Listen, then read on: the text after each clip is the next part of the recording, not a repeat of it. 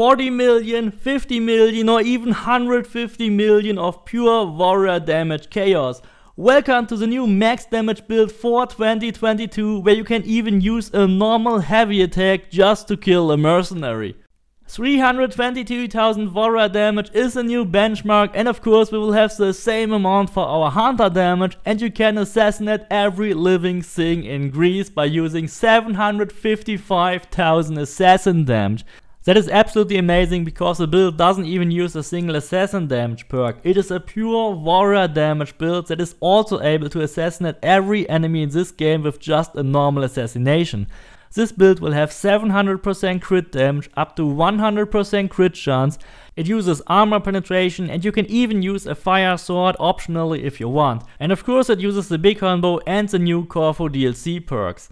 And if you ever get hit by one random enemy, you actually don't have to be afraid of the minus 100% resistance, because the game simply never kills you in a single hit. We are still alive, we can heal ourselves, make another hit, make a ring of chaos, and we are back to full health. When you play at 25% health, second wind will heal 12.5%, so half of your maximum total health.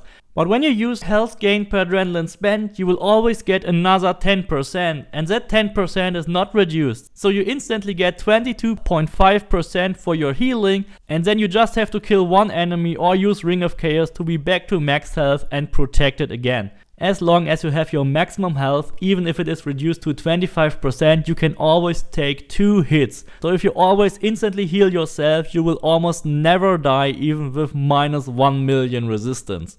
But now let's finally check out the damage values for this build. The light attack will top out at around 2.7 million damage, the heavy attack will be up to 4 million damage, and the charged heavy attack will be 12.5 million damage. Ring of Chaos will be up to 6.8 million damage, Fury of the Bloodline will be around 23 million, and an overpower animation cancel will be up to 43 million damage, and that was even on daylight, not using the night bonus.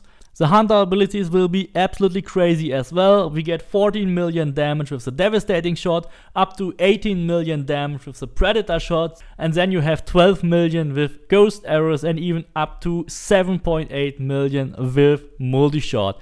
Of course you can assassinate every single living thing in the Greek world, using 50 million for Ares Madness activation on the Polo Mark, or the usual 15 million on normal enemies, or just 2 million when you use normal attacks with Ares Madness. Every assassination ability, even the normal assassination, will easily have more than 3.5 million damage, which is needed to kill every mercenary in the game. Even the tankiest ones, even the most resistant ones, will be no problem with this build. Don't forget to check out our Discord server, and special thanks to my super fans Bruce and Grateful Golem. If you also want to become a YouTube or Patreon member, then check out the membership perks. That would really help me out, and you definitely get some cool benefits for it.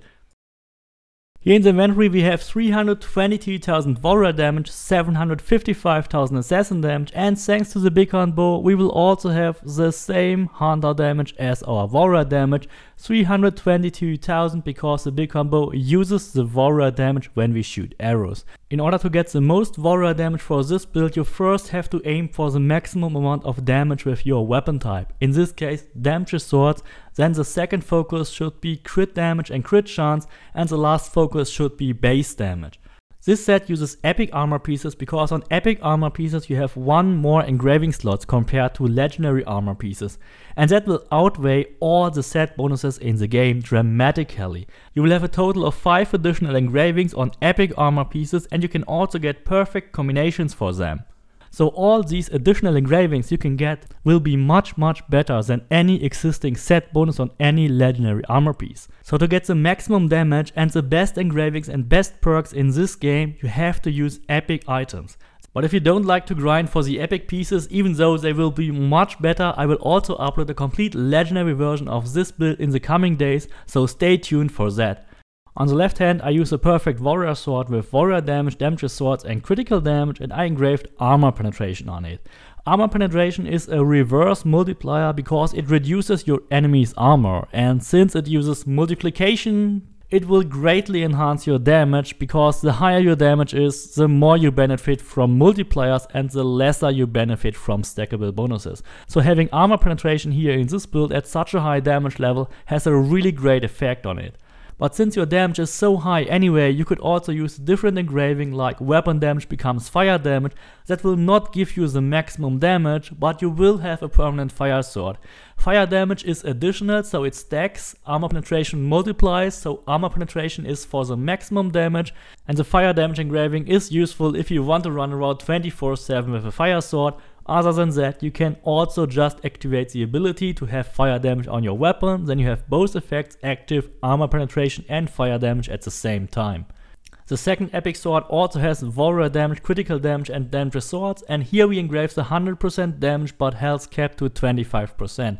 And that's not even a negative aspect here, because it doesn't matter if we have 100% health or 25% health, because of the very low resistances, minus 100% from the Corfu DLC engraving. Whenever we get hit, no matter how much health we have, we get down to 1 hit point. So it actually doesn't matter how much health you have when you use the Corfu DLC engraving, at least on the highest difficulty. There's an easy way to get one of those perfect epic swords. If you go to Attica, there's the quest A Friend in Need.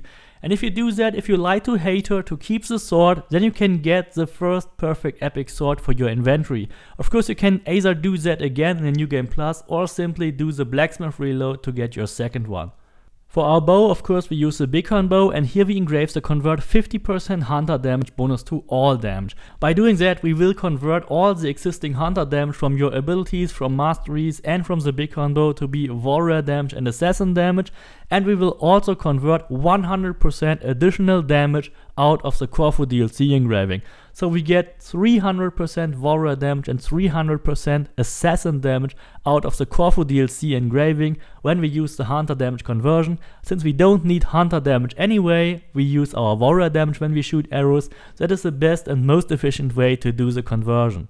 The Bighorn bow is a Helix Store item, but you can get it for free if you use your 200 free Helix credits to get this bow. It might look like a random blue bow, but in fact it is a glitched item that increases your warrior damage by an insane amount of 60%, and you can only get it from the Helix Store. So make sure to use your 200 free Helix credits to get this item. It is the most important item to get in the game.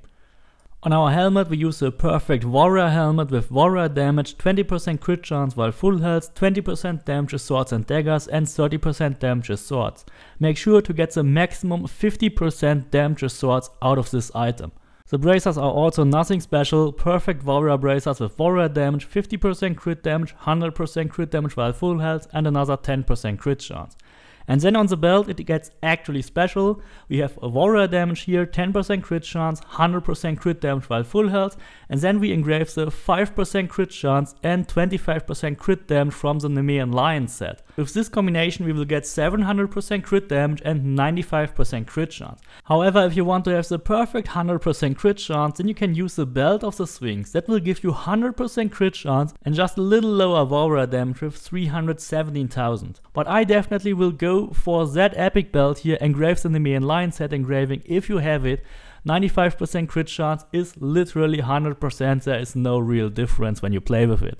On the torso I use warrior damage, 10% all damage, 50% crit damage, and then I engrave another 20% warrior damage. You can do that when you have upgraded your warrior damage to the maximum 20%. And here on the boots we have warrior damage, 20% crit chance, 100% crit damage, and here we use the 100% all damage but minus 100% resistances. You could of course, if you are missing the Nemean Lion set engraving, just place it instead of the Nemean Lion engraving. You can literally place it on either the boots, the torso, or on your belt. It will simply replace one of the 20% warrior damages. I've tried different things here to maximize this build. I also tried to replace crit chance engraving to increase my warrior damage, not to lose a warrior damage engraving. But it turned out that the 700% crit damage with 322,000 warrior damage was actually the best combination, giving me the highest overall damage. There was no other fancy version that could beat it. On the stats page we have 700% warrior damage, 511% assassin damage, And from those numbers alone, 300% is coming from the new Corfu DLC engraving. So without that engraving, we would only have 400% warrior damage. Now with the DLC engraving, we get it increased to be 700% warrior damage, 511% assassin damage. We have the maximum 140% damage with swords, the maximum for your weapon factor, which is most important to increase your damage. Then we have 95% crit chance while full health, together with 700% critical damage.